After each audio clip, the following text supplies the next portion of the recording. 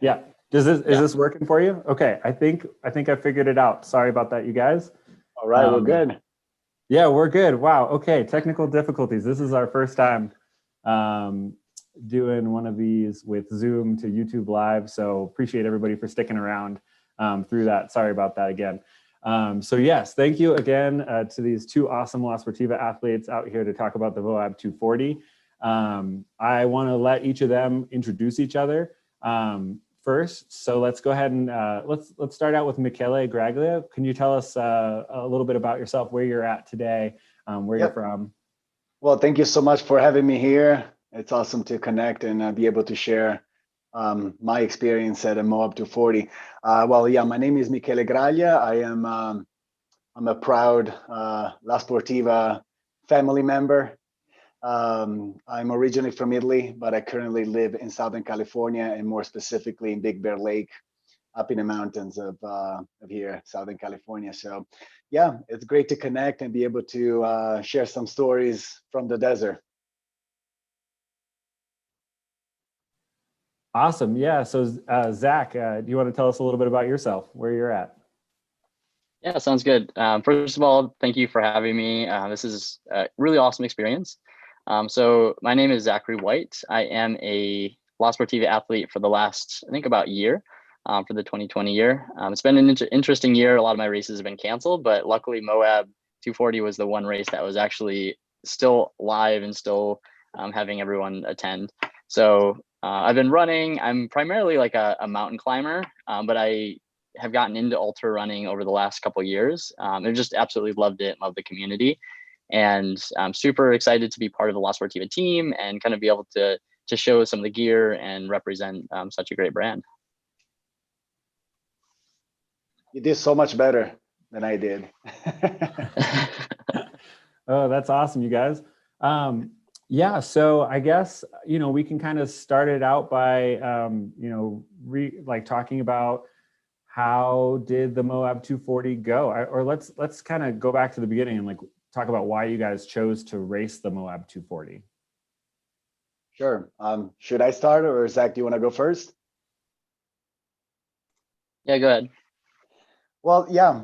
For me, it's been almost like a surprise race right at the end of the season, and by that I mean, I've been basically just like everybody else, living in a bit of a uncertainty, uncertain situation, of course, due to COVID, where all races were canceled, all traveling wasn't allowed. So um, throughout the whole season, starting already in the winter, I mean late winter, spring, when we got into the lockdown, it was hard, especially, at least I speak for myself, it was hard to stay focused and keep training like something was going to happen, because of course there's certain levels of involvement when it comes to that, and training hard and investing your energy and time and focus into something that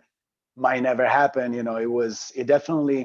Um, it definitely took me some time to understand why and what I was doing, why I was doing what I was doing. And by that I mean, it was almost like an introspective journey to trace it back to the roots and just get out there and enjoy the mountains and run for the fun of doing it, for the fact that I enjoy it. It's my passion. And so, it wasn't specifically focused on any racing, but at least, I got the chance to stay on top of it. And then all of the, out of the blue, I got this invitation to participate to the Kodiak 100, which was going to be basically one of the very few events still on, that was going to take place at the beginning of September. So I had the whole summer to train up here, enjoyed very long days out in the mountains, and I loved every second of it. And then, if COVID didn't work, something else, 2020 had to throw some curveballs at us, and just about 70 hours prior to start, basically the event was canceled because of forest fires.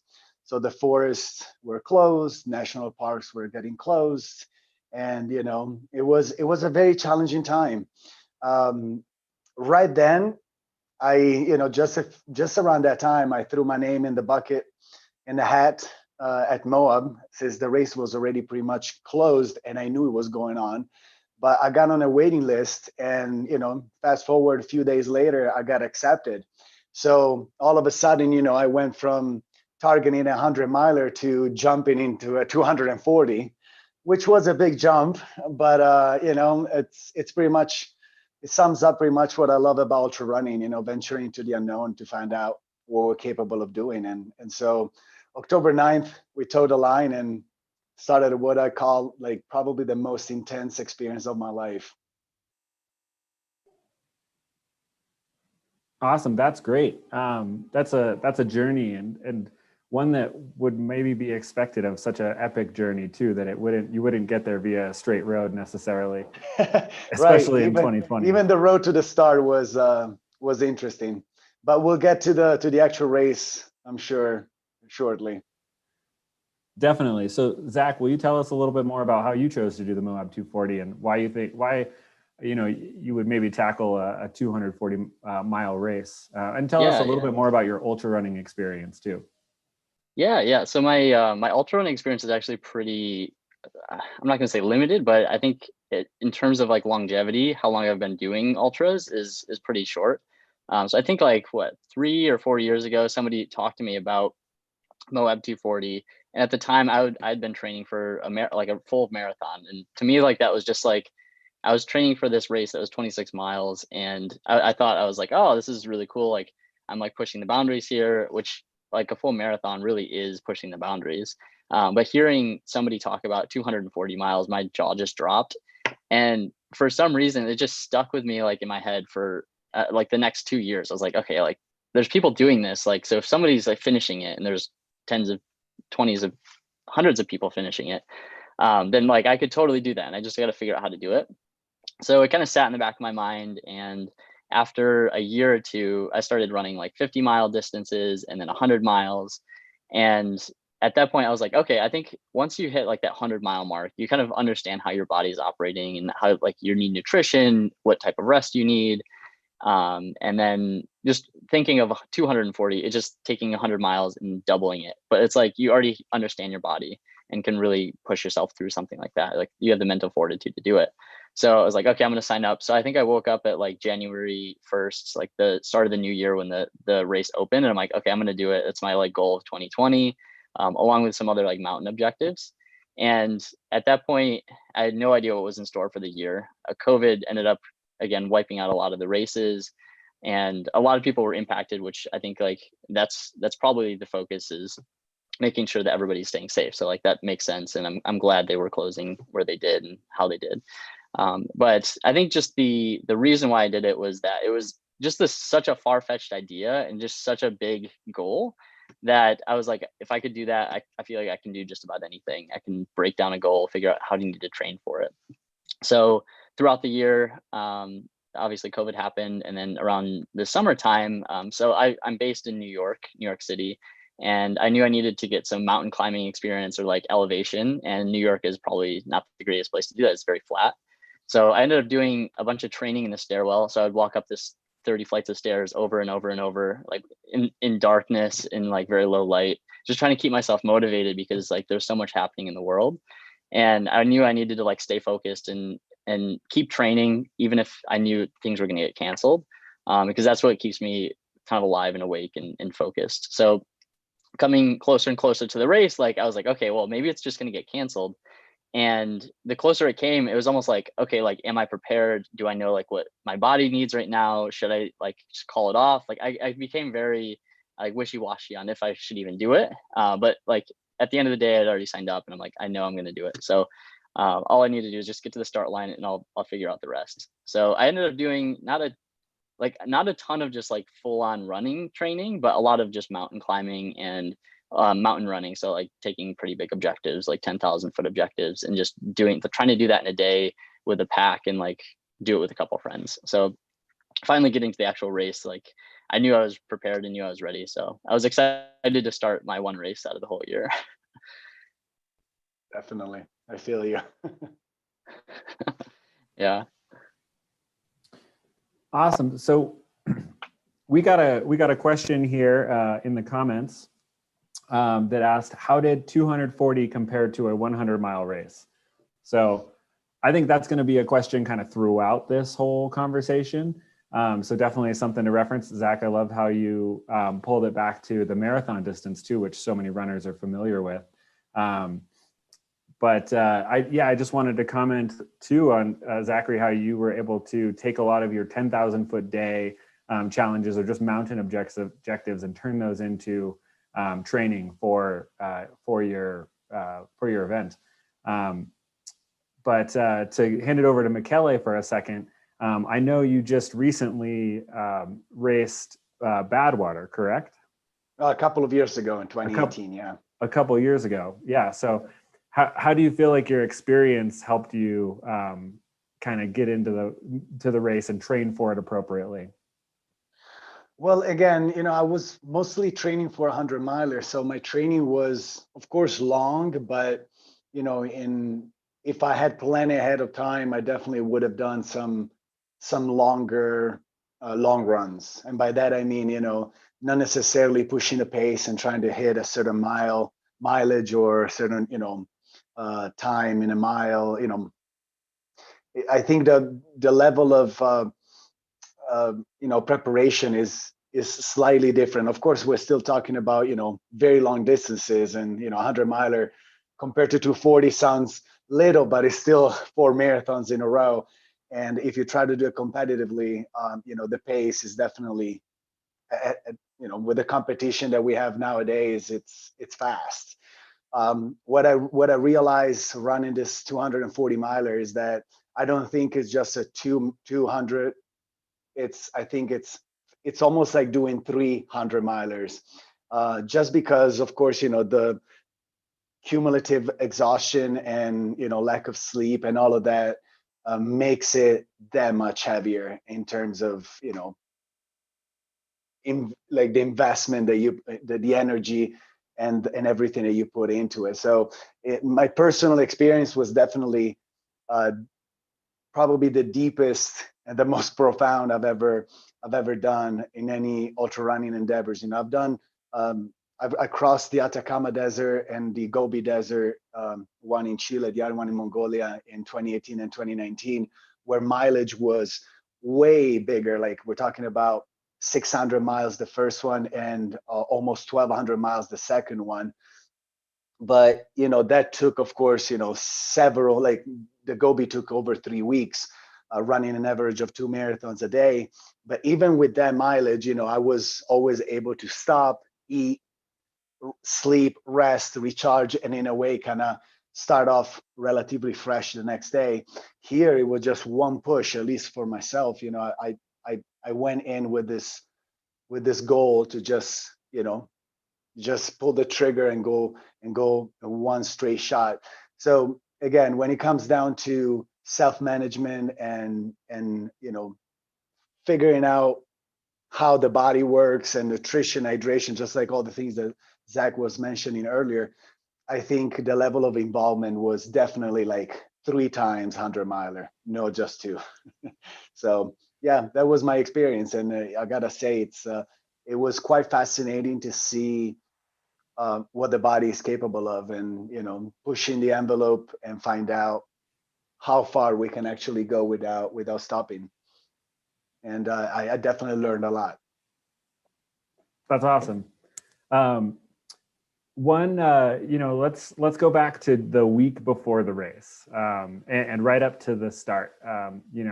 Taper, nutrition, hydration, rest, travel, COVID, hotels or camping. Right. Lay it out for us. What was going through your mind? How did you prep?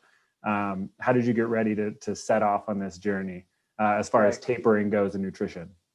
Well, usually I taper about 12 to 14 days prior to the race. So I finished my training. I was still hanging out at home the 2 weeks out of the race, and pretty much trying to rest, eat well. And by eating well, I mean I have a very set nutrition in a way. It's not necessarily a diet that I follow, but it's just like a way of eating, very much plant-based. And by, taking care of nutrition, I mean not overeating, because the problem, or at least my personal problem, is that, training a lot, you tend to eat more. And then when tapering comes, you still get the urge to eat, but not training as much. I always try to pay attention and not putting too much extra weight on. So that was, pretty much the focus. Stay on top of that, preparing all the gear, equipment, supplies, everything that I needed, and kind of figuring it out already ahead of time what I wanted in which specific section that I wanted. So I started preparing boxes and things wrapped up for my team. I had two amazing friends, Ashley and Evan, which came out from here, from Southern California, and basically, helped me throughout the, resupply throughout the whole run. And then I left Southern California. I left Big Bear about a week prior to the race. I drove. I didn't feel comfortable in flying yet, so I just drove in my truck. One straight shot to Moab. It was about 10 hours. And I got a hotel room just about a couple of minutes from the start. And and I was just there, enjoying myself, kind of decompressing, recovering from the trip, because sitting for 10 hours driving wasn't, it was almost like a mental preparation for the race. And when, I brought my bike, I went a couple of bike rides along the Colorado River, went for little shakeout runs here and there. And overall, just enjoying the vibe of the town. I love Moab. I love that part of the world, and found it fascinating every single time I go. It was I think the third or fourth time that I visited the valley, and every single time it just fascinates me so much. And it was just great, just be there. Then of course, a couple of days before the race, you start going to the pre-race, package pickup and all of these things, and you start seeing the people. So the excitement builds up, and that's something that I always try to control. I of course, I enjoy the excitement, but I always try to stay very calm and focused without letting thoughts run wild. Most often I try to stay, in control, and not, not let the butterfly fill me up.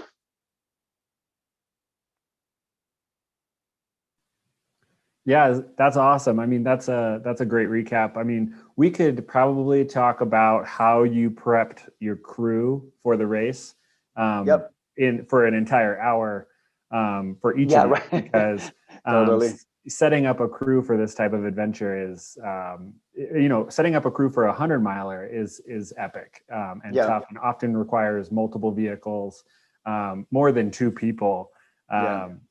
It's a huge effort to get out to these remote places to help your runner, and and anticipate exactly what they're going to need, 10 hours, 20 hours, 30 hours, 40 hours, 50 hours into this race. Yep. So that's really, really awesome. And we'll probably dive more into that. Absolutely. Yeah. So Zach, tell us more about your lead up to the race. Did you taper? How was travel? Do you have any pre-race meals or nutrition strategies?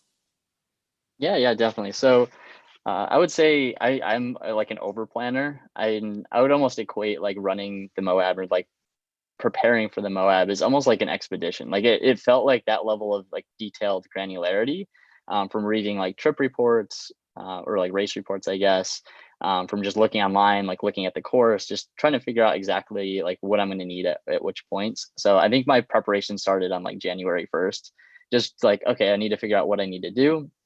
And then leading up to the actual week, it was interesting. I was able to bring a small crew with some pacers as well. And this is the first time I had ever run with pacers and crew. I usually, like all my 100s and the marathons I've done, have always been just kind of self-supported, meaning like there might be a drop bag here and there, but generally I just do my thing. But I think the perspective of this race was that I really wanted to finish, and I wanted to have kind of like, I think the race kind of calls it like you're finishing a life experience. So no matter like who comes in like first, second, third, or if you end up coming in last, like you're finishing and you're crossing this line, which is unimaginable to most people, and like to even yourself, it might be very daunting to even think about the finish line when you're at the start line. So I think thinking through like what I'm going to need and just looking, I built a few spreadsheets based on timings and where I think I'll be and what time I think I'll be coming in. So then I'd have to communicate that with my whole crew and pacers and things like that. So leading up to the week, I tried to make sure my crew was comfortable and make sure they're having a good time, because overall it was about that shared experience again. So I think I ended up tapering for probably a week, like very minimal, very minimal, like running and activity, just to make sure my body stayed healthy. I had sprained my ankle about 2 or 3 weeks before. So my ideal starting mentality was that I just don't sprain my ankle and make sure that that's recovered. So stepping on the starting line, I felt really good and had no issues with anything. But I think overall, like preparation for these events tie into actually finishing. There was one section that there was about 20 miles without water, and it was about 100 degrees in a desert with almost no wind. And I remember looking at the section while I was reading a lot of the race materials the week before, and just thinking, okay, like what am I going to need to do to get to this? Like, how am I going to be able to finish that section if I'm like running all day? And I think that was mile, like 50 or 60, something towards the end of the day. So it was at least probably mile 50 or 60, and you're already exhausted. So I think putting in the preparation to know like what are they going to be these key strategic plays during the race, like what's going to help me get through the race in general, were really helpful, because that ended up being a section that I think like 60 people had dropped, or 50 people, just that one specific section. So I used that week before to really dive into all of those kind of hard, difficult sections and think about what I need. And it turned out well for me. I ended up finishing. Awesome. Yeah, that's such an important thing to do, is that planning of looking over the course and figuring out your, estimating your pace. It's something that is it forces you to sort of look at reality and say, okay, this is going to be my pace goal. I'm probably going to be at this aid station at this time and the next aid station at this time.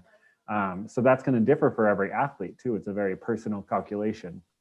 And it would be, interesting to note that, if you were crossing that desert at 100 degrees in the middle of the day, it's possible Michele went through that section in the middle of the night and didn't have to worry about water even. And, just every person's experience is going to be different on that course. So yeah, it's almost a whole new race for, depending on kind of when you're starting and how fast you're going to be running. Or there is even some fast hikers that I think some fast hikers finish the whole thing by just hiking fast, not stopping hardly at all. But yeah, like you could be running a completely different race, and it's all a different experience. You're going to get different views. So it's good to note as well. I think the Bear 100 is probably famous for that, for that. I know there's been years where if participants get through, if they finish, kind of before the rain starts going, they don't have to deal with any of the mud in the race. I've seen weather move in halfway through a lot of people's race, and it's like the people who finished top 10, they didn't have any of that. Yep. So yeah, let's dive into the race experience. Just to keep things going back and forth, Michele, Yep. tell us about your experience. I mean, let's throw it out there. Michele, you got first place. You came in ahead of everybody else, and that is super awesome. I think it's such a big race to describe and to recap. I'd almost leave it to you to like, how do you even process it all? What do you remember? What was the high points, the low points? Well, it's one of those experiences that pretty much compresses a whole lifetime in just those 60 hours for me. It was, just like Zach was saying, when you're at the start, you have such a, it looks like an insurmountable, challenge ahead of you.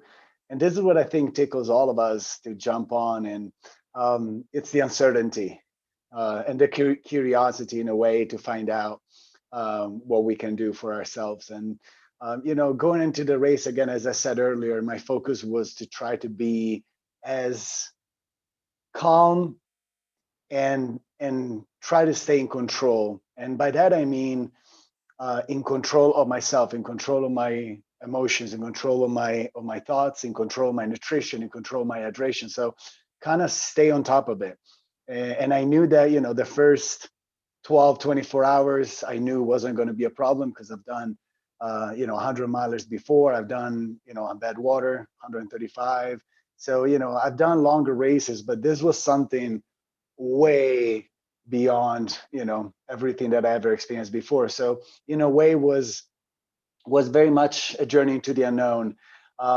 My approach was, again, to stay present and to kind of address all the things that were going to happen. So I didn't want to get too involved in how many miles I still had to run. I didn't want to think about how hard that day was, because I went through the section that Zach was mentioning right around the early hours of the afternoon. So it was disgustingly hot, like not an inch of shade. I ran out of water because I was carrying a big camel bag, but 20 miles in the middle of the day out there in the desert, 2 liters, 2.5 liters was definitely not enough. And so I everything, all the setbacks that there are so many setbacks that I could count, that I can even count.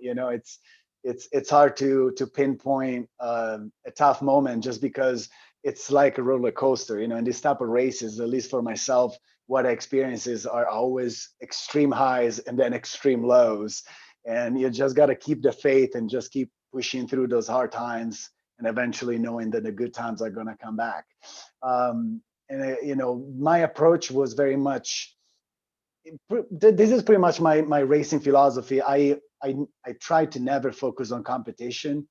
I realized that if I keep the focus within myself, I always perform better.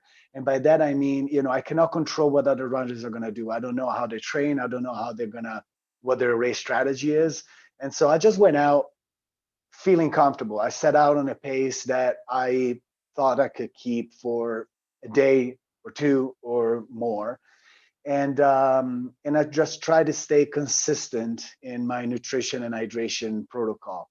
Everything worked out really well. I was pleasantly surprised of how well things unfolded. Of course, we got the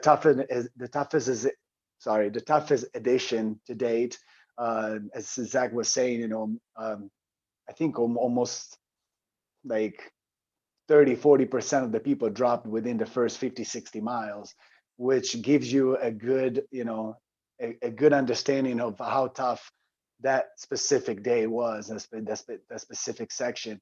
So when I made it through the first let's say sunrise to sunset, I kind of broke into a good rhythm. And with a cooler temperature coming after sunset the first day, I just felt great. It was just about trying to keep the stomach happy more than anything.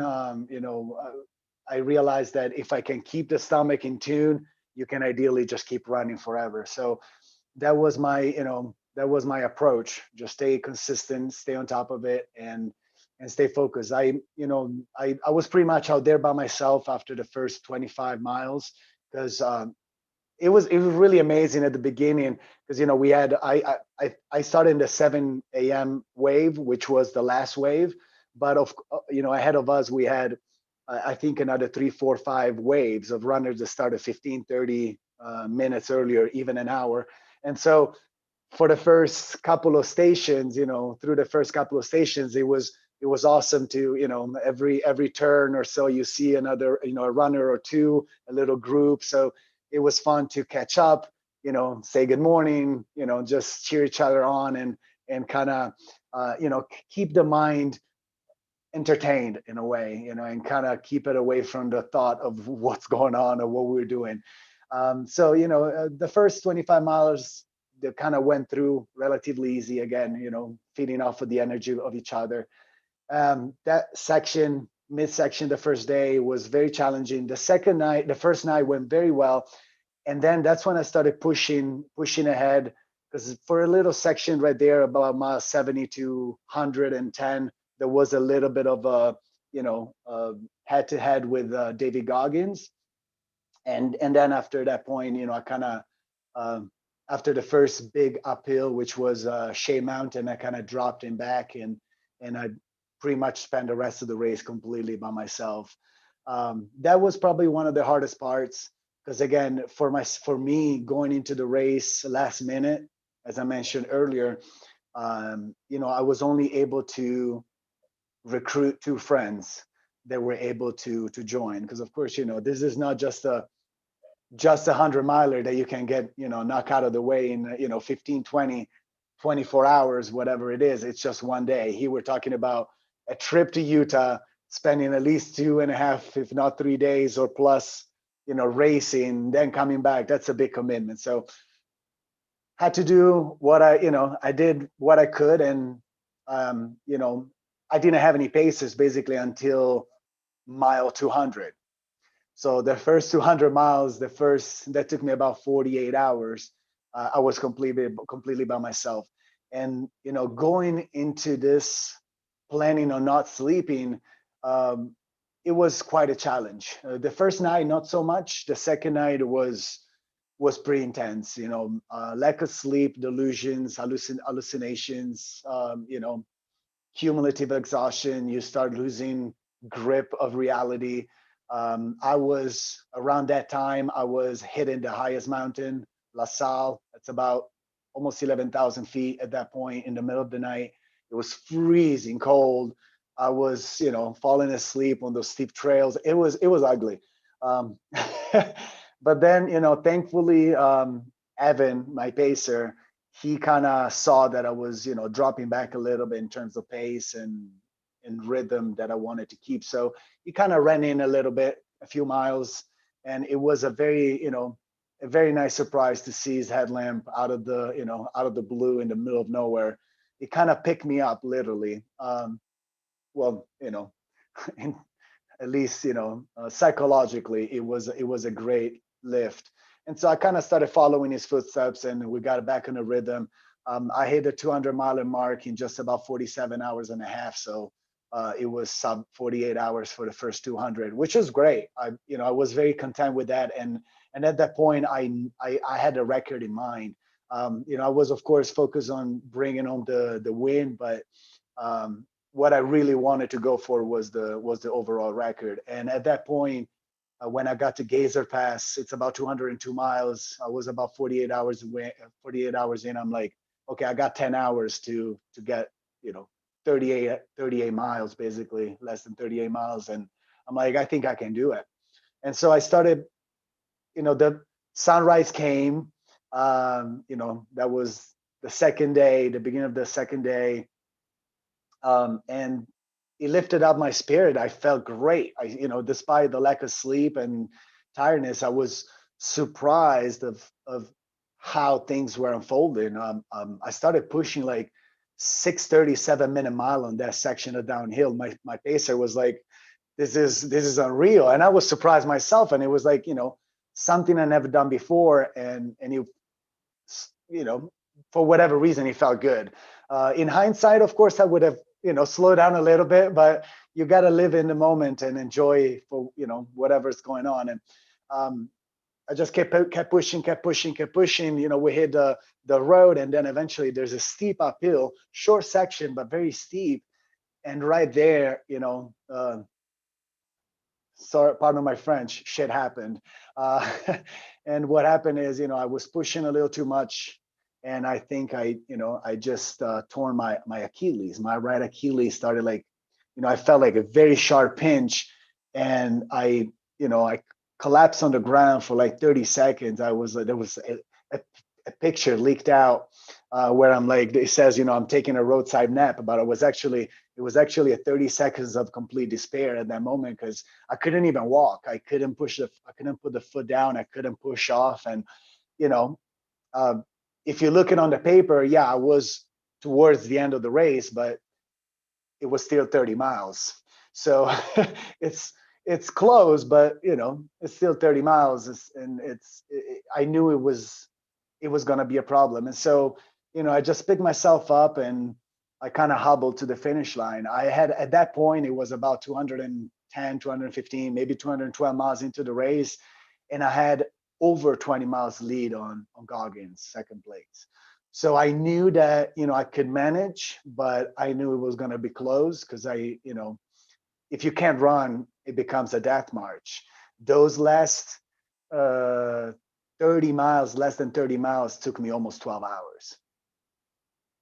So that tells you the speed I was going. And then, of course, it was just so amazing to come out, from the high mesas, from the high desert, dipping into the canyon, seeing the Colorado River, and eventually breaking out of the trail, the single trail, coming into that paved bike path along the Colorado River. There were hundreds of people there waiting that came out with the cars, cheering us on. And,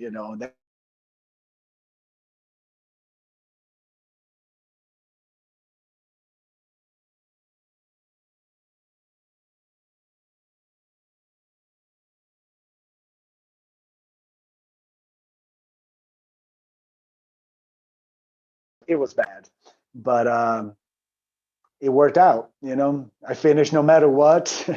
I pushed through probably more than I thought that I could and that I would, but I was so close, and I was like, I committed to do it, and so let's just finish. And I lick my wounds afterwards. So this is pretty much what happened. Of course, coming into Moab and seeing the lights and getting into the campground and the finish line, and the whole line of people. It was just one of the memories of a lifetime, and I'm beyond grateful for that. That's a great recap. It's incredible to hear you kind of compress that whole experience into those couple moments. And I try to be as be as quick as I could, but 240 miles, there's a lot that went on. Absolutely. And I think a lesson that we hear over and over again from ultra endurance athletes is that there is never a limit to how many high points you can hit and how many low points you can hit in a given day. And what's really empowering about that is when you feel like you're at a low, that it's going to go away. Like, no matter how low the low is, for one, it's going to go away and you'll eventually get back to another high. And two, it's probably going to go lower unless you're almost done. So absolutely. Get ready. Well, It's like, I think ultras are a clear metaphor of life. You kind of learn to buckle up in the tough times, and that allows you to enjoy even more the good times, with the understanding that the bad times are going to come again. So you kind of brace yourself for what comes. But in a way, I think it's what makes the journey that much more deep, profound, and memorable for all of us. And that's why we keep going back for more. Yeah. You signed up for this yourself. It's not like somebody forces Exactly. you to do it. So it's like you just keep coming back to it. Yep, totally. Yeah, so let's rewind it back to the start line, where we're all towing the line. Everybody's got super high hopes. 30 to 40% of the field has not dropped out yet at the super hot desert crossing. Yep. And you haven't crossed over the 11,000 foot peaks of the La Salles, which a lot of people probably don't realize that a 240 mile race in Moab would cross over the high alpine too. So that's something important. That's about 200 miles into the race, 180, 200 miles in. So it's quite challenging. Absolutely. So yeah, taking it back to that start line, Zach, how to go, tell us about your experience, your highs and lows. Yeah, for sure. So first off, I wanted to congratulate you on your win, because I think it's daunting to think about kind of the race that you ran and the race that I ran. Very, very separate, very different, cool experiences. And I just want to congratulate you on that. And to put it into perspective, I think you came in around 60 hours. I came in around 96 hours. So you're able to go back to your hotel, get a nice shower, get a full night's sleep, wake up, drink coffee again, and then I was finishing. So I think it's cool to put it into perspective of like how different a race can be in terms of an ultra. And then the same thing for me was 10, 12 hours later, maybe even 14. The remainder of the finishers were just crossing the line as the 112-hour mark was coming across. So that's like the final time that anybody can come in. But my experience overall, it was really positive one. Definitely found some of my lowest lows. Starting at the finish line, I always like to spend the first day kind of hanging out with the front of the crowd, just to see kind of where things are going. As long as I'm feeling good, I like to stay with like the front of the pack as much as I can. And for the first day, it was about that. I think I was in the top 10 throughout the first day, and overall it was very hot. But like you said, throughout the day we're the last group to go. So I think they put the faster group in the very end. So throughout the first day, we were passing every single person that was before us, saying hi. I met a few people the day before the race, and I got to say hi to them. So it was kind of cool. And then, yeah, I think the biggest difficulty was that first section with the 100-degree weather and the water. I had drank as much water as I could up until that point, so I could just stay hydrated. And throughout that entire 20-mile section, I was carrying, I think, at least a half a liter water up until like the last few miles. And there was actually, I think, halfway through that section, so maybe mile like 65 or something, there were a bunch of people that were just sitting on the side of the course, just out of water. They couldn't move. They were cramping up. And it was kind of daunting. Like, okay, this experience is real. Potentially life-threatening if you don't take care of yourself. Luckily, there's a lot of race directors. Everybody's wearing a spot tracker. So if there is an issue, somebody can come get you. But you're out there, you're in the middle of nowhere, and things can go wrong. So you have to really manage yourself. So the first day, definitely managed myself. I took care of my feet at, I think, every aid station, maybe about 5 or 10 minutes, making sure things were clean, because there's so much dust that would get in your socks. It was very, very fine sand, and it would just get in and you rub and you get blisters. So I think foot maintenance was really key. I don't know how about you, how your feet were.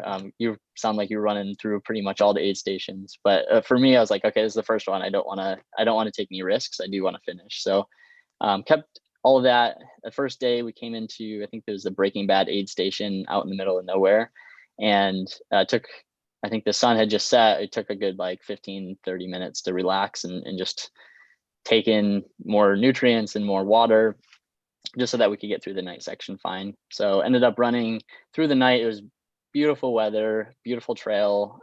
I think the beautiful thing about Moab is it's not a lot of just like single track running. There's a lot of like open roads. So it's like you don't really feel too confined. You're always looking at some beautiful views.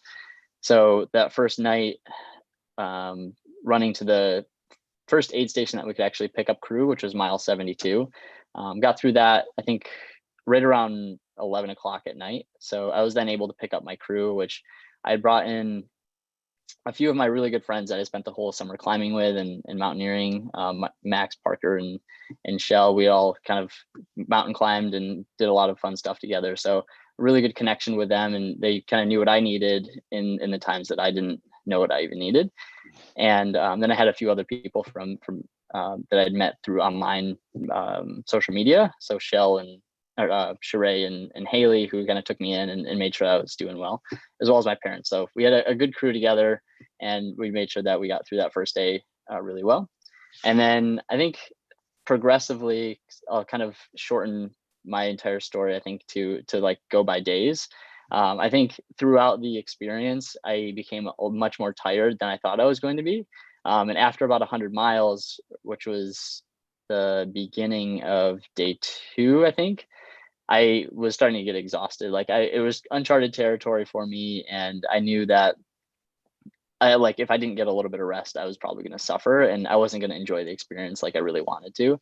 So I made sure I got, I think, like 30 minutes, maybe an hour between like the first and second day, and that really helped revive me and make sure that I could keep going. And then I think each of the nights I slept another hour. So as I approached the mountains, I I think it was around the third day is when I started to really the wheels kind of came off a little bit more for me. And I just got to, I think it was the La Salle Mountains or one of the higher points. And I was just wrecked. I was shooting for like a top 3 in my age group. And that was always in the back of my mind, but I just kept seeing like people go by me. But I just knew that I needed to rest. And I knew if I didn't rest, it was just going to be a miserable experience. And even though I would have loved to keep going, like you just have to listen to your body and enjoy the experience, enjoy the process. And maybe the next time I'll come back a little bit stronger and can push through it. But going through I think the last day was really difficult, but once the sun came up, I got through the night in the mountains. Like the sun kind of just revives you. And I remember running through, I think there were larch trees, but these beautiful golden trees. It was the middle of fall. So we got to kind of have like a light shining through these trees. And it really revived me from a standpoint of just being physically and mentally exhausted. And then I was able to go through the rest and ended up, my parents had come out to watch me finish. And my mom actually ended up pacing me. So that was really cool because she's also a marathon runner and didn't actually plan on running at all. And then the last section, I think it was a 22-mile downhill section. She's like, "Oh, like I want to do it with you." I was like, "Okay." I'm too exhausted to even think otherwise. So she ended up coming with me, which is a really special experience to have her with me. And then finished right as the sun was coming up on that 4th day. So just under 96 hours. But overall, it was just a really good experience. And I'd definitely do another 200. I like newness and I like doing new race courses and things like that. So I don't know if I would do Moab again, unless I was doing maybe the Triple Crown, which is the back-to-back 200s. I think it's Tahoe, Bigfoot, and Moab. But yeah, I would probably do another 200, or I've seen a couple 300, and I think Candace, the race director for Moab, is planning a 500. So we'll see what happens down the line. But for now, I think I'm excited about just finishing and looking forward to the next mountain to climb. Awesome. Wow. That is amazing. Okay. Well, yeah, I mean, highest highs, lowest lows. 96 hours is a long time to be taking care of yourself in the outdoors. And Yeah. I can imagine your mountaineering experience and your mountaineering objectives in the future will take you to those limits and further in a different style, but definitely so applicable to what you train for in high altitude mountaineering. Yeah, definitely. And there was actually one point on the trail that I had sat down to just kind of rest my eyes, and I woke up 9 seconds later, and I thought like an hour had gone by. I was like talking to my patient, I'm like, "Oh, like how long was I out?" He's like, "You literally just sat down." And like my brain was like shutting off at certain points, but it was all worth it in the end. Well, I feel like we could live stream all day because it's such a momentous experience that you both accomplished. And as you guys mentioned, it's incredible to be sitting here with the first place finisher. And I wish we could be sitting here with every other finisher, because it's an incredible journey for every single person to take an entire lifetime compressed into one race. It's so true. But we have just a few minutes left. So I just, would love to hear just some final thoughts. Anything else you wanted to throw out there about the race experience, or about your next plans, or anything else? So yeah, let's start out with Michele, and then we'll finish up with Zach. Definitely. Well, first of all, thanks, Zach. I reciprocate the congratulations. It's an amazing accomplishment to just, well, first of all, to even have the guts to toe the line, let alone to bring your journey to an end and cross the finish line. So congratulations to you as well. It doesn't matter the time. Congratulations to all the runners that made it through that seemingly insurmountable challenge. And for myself, it was definitely an amazing testing ground for to see that it's possible to run for 60 hours straight. It's possible to do it with no sleep. Of course, in hindsight, I would make a few adjustments that I think ultimately they would shorten my time out there. But again, this was my first time venturing into that I would say unknown territory, uncharted territory, and it kind of, you know, as they say, I caught the bug, and I already signed up for 2 more races for, you know, for 2021. One coming up at the end of January, and then Tahoe 200. So I put my name in the hat. I think today is actually the closing of the registration, and so hopefully we'll find out soon who, you know, who's accepted and who's not.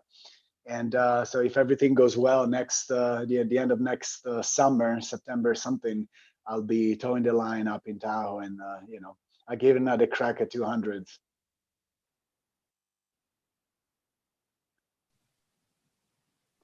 Very nice. Awesome. Good luck on those. Good luck on those. Thank you. Have fun. I'll need it. Yeah, and Zach? Yeah, so yeah, just a huge thank you to you, Quinn, and all of the other athletes. Big congratulations, as well as a thank you to the race director, Candace of Destination Trails, putting on such a great race. I think there was food, lively people, and it was just, there's a lot that goes into that, and we really appreciate it as like the ultra running community, all the work that you put into it. I think in terms of next steps for me, I will probably do a couple 100s next year. My big focus is starting to train for Mount Everest. Hopefully 2022, I'm just about to put down the deposit. And that's kind of like it's been the goal since the beginning. Before I started running, before I started really doing any outdoor activity, I was like, hey, I want to climb Mount Everest, and I'm gonna figure out how to do it. So just set that big goal, kind of like I did with Moab, and then you work backwards and try to do it. So that's the next step for me. I'm going to put a lot of focus and energy into that. And I think continuing to run 100-mile races will further my progression in fitness and in just the capabilities of what I can handle mentally will help with that. But yeah, thanks for having us. This has been really fun. Awesome. Yeah, I've had a good time too. And I just think the one really interesting thing that ties you guys together so closely, the one thing you have the most in common from this experience, is that you both look back on it and say, we have some things that we would do differently if we could. And that's going to be the same for every person who does an ultra. You're going to always look back and sign up for that next race and say, here's what I'm going to do with my nutrition, and here's what I'm going to do with my training. And it's so cool that everybody has that experience too. It's a learning experience. You know, you learn all yourself, you learn self-management, and you try to tweak your planning to hopefully do always better and better. Exactly. Well, thank you two so much. We'll go ahead and leave it off there. Feel free to follow both of these athletes on social media. They're on Instagram. And you can get all your other questions answered there. So check them out. We'll leave links to their Instagrams on social media and on the reposts of this video. So thank you again, both so much, and we'll